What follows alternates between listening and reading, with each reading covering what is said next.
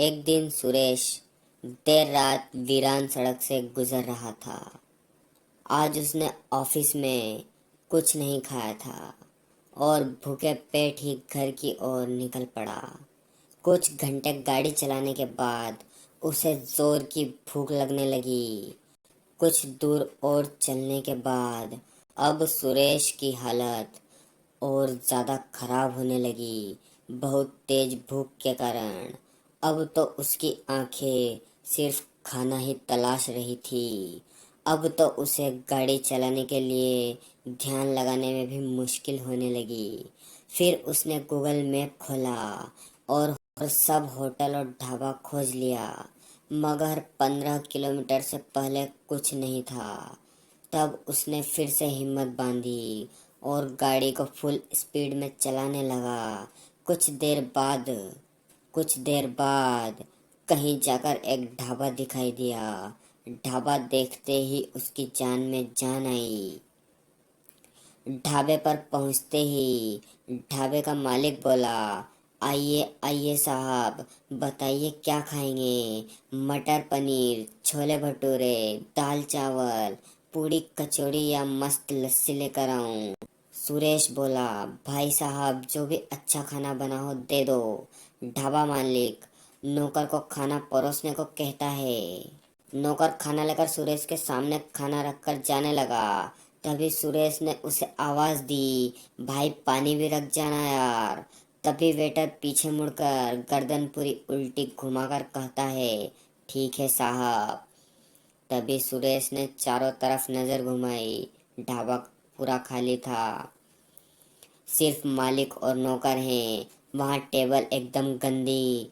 कमरे में कमरे में भी मकड़ियों के जालों ने कब्जा कर रखा था। सुरेश बहुत डर गया। यह सब ढाबा मालिक देख रहा था।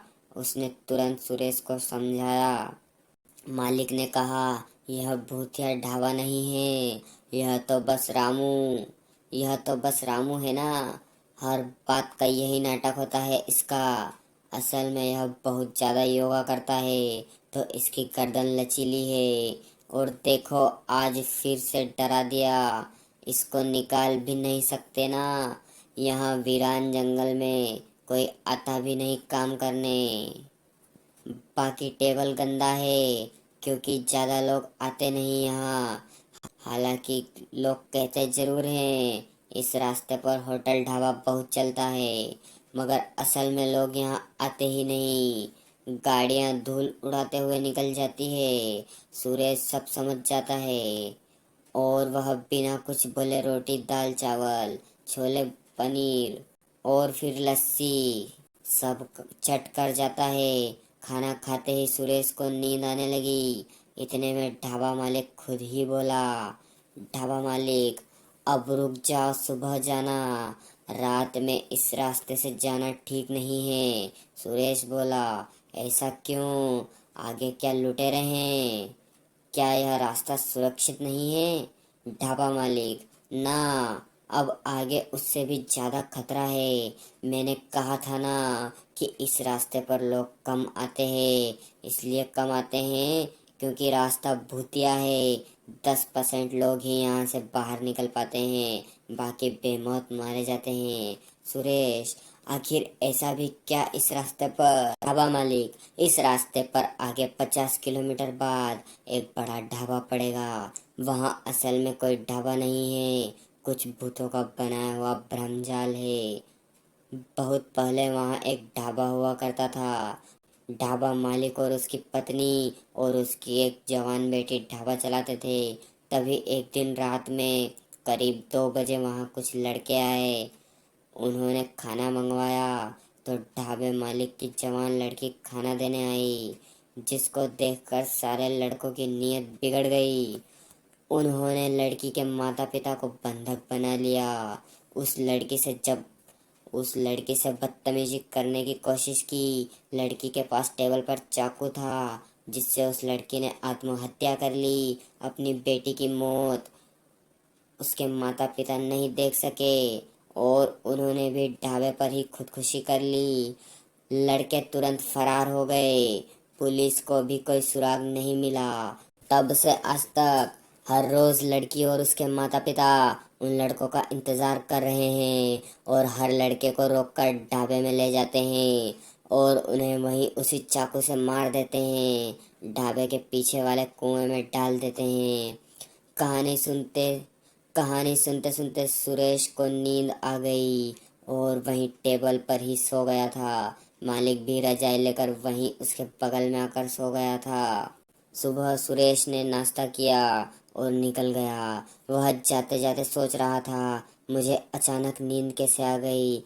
मैं तो सिर्फ ढाबे मालिक की बात सुन रहा था, इतनी बोरिंग कहानी तो नहीं थी। कहीं कुछ गड़बड़ है, क्या पता खाने में कुछ मिलाया गया हो। फिर आगे जाकर देखा तो सच में ढाबे वीरान पड़े हैं। फिर एक रेलवे क्रॉसिंग आई, एक मालगाड़ी कोयला लेकर जा रही थी तो क्रॉसिंग बंद थी।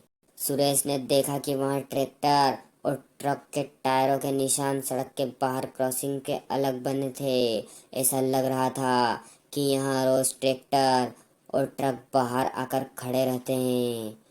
और वहाँ की जमीन एकदम काली थी। उसे लगा जैसे कोयला यहीं लादा और उतारा जाता है। उसके दिमाग में सवालों का तूफान आ रहा था। आखिरकार उसका दिमाग भी पत्रकार वाला था। उसने सब कुछ जानने की ठान ली।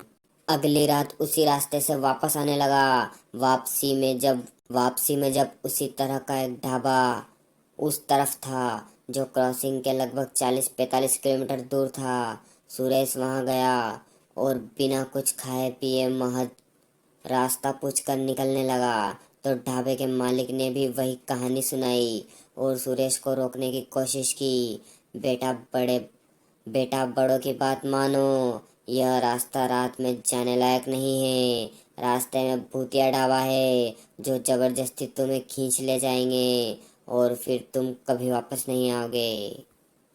सुरेश बोलता है, चाचा जी मैं नहीं रुक सकता, मेरी माँ की तबीयत ठीक नहीं है और माँ के लिए तो मैं सबको भूत बना सकता हूँ और जरूरत पड़ने पर भूत से भी लड़ सकता हूँ। इतना कहकर सुरेश अपनी कार से आगे निकल गया।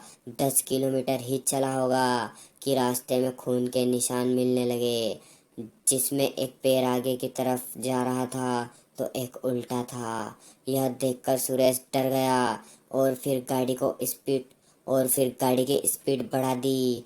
कुछ दूर जाने पर खून के निशान बंद हो गए, लेकिन खंबे पर लगी लाइट बंद चालू होने लगी और आखिरी में बंद हो गई। अब गाड़ी की स्पीड और धीमी करनी पड़ी। अचानक रास्ते में बैरिकेड आ गए जिस पर लिखा था, आगे सड़क पर काम चल रहा है, कृपया यहाँ से मार्ग बदल ले। और कुछ दूर आगे चलने पर अजीबोगरीब लोग हवा में उड़ रहे थे। उनके हाथों में हल और सड़क में काम करने वाले औजार थे। जिसके बाद सुरेश को लगा कि शायद उसे ढाबे मालिक की बात मान लेनी चाहिए थी। सुरेश ने गाड़ी पीछे की, लेकिन सुरेश को लगा कि जैसे किसी ने उसकी गाड़ी पकड़ ली हो। उसने गाड़ी और स्पीड से चलानी शुरू की। 10-12 किलोमीटर बाद उसने बगल में ढाबा देखा। काफी चहल पहल थी, वहाँ बहुत सारे लोग थे। ऐसा लग ही नहीं रहा था कि यह भूतिया ढाबा होगा। सुरेश ने गाड़ी रोकी और वहाँ ढाबे में गया। उसके अंदर जाते ही तुरंत ही दरवाजा अपने आप बंद हो गया, बत्ती बंद हो गई। किसी ने फोन टॉर्च ऑन किया और फिर सुरेश ने जो देखा वह हैरान करने वाला था। सुरेश ने देखा कि कमरे में बहुत सारे लोग उड़ रहे हैं और उन सब के बीच में एक लड़की और उसके माता पिता हैं और आसपास कुछ लड़के हैं जिनको लड़की चाकू मार रही है। मगर यह देखकर न जाने सुरेश डरा क्यों नहीं। उसने मोबाइल में सब रिकॉर्ड करना चाहा, तभी पीछे से उसके सिर में किसी ने तेजी से मारा और वह बेहोश होने लगा। मगर उससे पहले उसने मोबाइल में एक बटन दबा दिया और फिर बेहोश हो गया। आधे घंटे के अंदर वहां पुलिस की बड़ी बड़ी गाड़ी आ गई उन्होंने सुरेश को उठाया और एम्बुलेंस से हॉस्पिटल भेज दिया। वहां अपने टॉर्च ऑन करके लोगों की खोज करने लग रहे थे। ऊपर लोग अभी भी उड़ रहे थे और उनमें टॉर्च की लाइट आर पार हो रही थी। इतने में किसी पुलिस वाले को लाइट बटन मिल गया। उसने लाइट चालू कर दी। सारे भूत गायब हो गए। कमरे के बीच में एक 3D प्रोजेक्टर पड़ा था। पुलिस ऑफिसर ने सब सील कर लिया और कमरे में खोजबीन करने पर ढाबा मालिक और उसके नौकर पकड़े गए। उनके पास से शमशान के लाए हुए कंकाल और मुर्दों की खोपड़ियां भी बरामद हुई। पुलिस ने सबको गिरफ्तार कर लिया। अगले दिन हॉस्पिटल में सुरेश को मीडिया वालों के कैमरे ने घेर रखा था। एक पत्रकार ने सवाल किया, सर आपको कैसे पता चला कि भूतिया ढाबा के नाम पर स्कैम चल रहा है? आपने कैसे इसका पर्दाफाश किया? सुरेश, जब मैंने उस दिन वो मालगाड़ी देखी थी तभी मुझे समझ में आ गया था। फिर मैंने अपने मित्र रमेश से बोला, वह पुलिस में बड़ा ऑफिसर है। तब हमने मिलकर एक योजना बनाई जिसमें एक तरफ से वह अपनी टीम लेकर आया और दूसरी तरफ से मैंने अपने मोबाइल का लोकेशन ऑन किया। मैं जहां जहां जा रहा था सब कंट्रोल रूम से मॉनिटर किया जा रहा था। उधर से कोयला चोरी करते हुए रंगे हाथ पकड़े गए और यह लोग इतना चालाक है कि लोगों को पहले ही खाने में नींद की दवा दे देते थे और अगर कोई आ जाए तो प्रोजेक्टर लगाकर लोगों को डराते थे जिससे कोई बच नहीं पाता था। सुरेश को इस बहादुरी के लिए 1 लाख रुपए का इनाम दिया गया। तो दोस्तों, आपको कहानी कैसी लगी कमेंट में ज़रूर बताएं। वीडियो को लाइक करें और अगर नए हैं तो चैनल को अभी सब्सक्राइब कर लें।